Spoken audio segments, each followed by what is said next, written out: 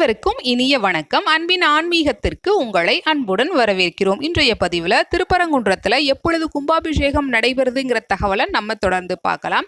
முருகப்பெருமானோட அறுபடை வீடுகளில் முதலாம் படை வீடாக திகழ்வது திருப்பரங்குன்றம்.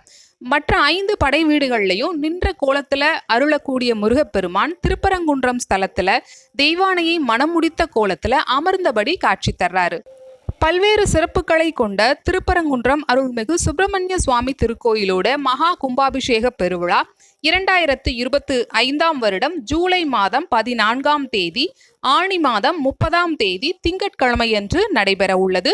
மீண்டும் ஒருமுறை திருப்பரங்குன்றம் கும்பாபிஷேகம் ஜூலை மாதம் 14ஆம் தேதி ஆணி மாதம் 30ஆம் தேதி திங்கட்கிழமையன்று நடைபெற உள்ளது.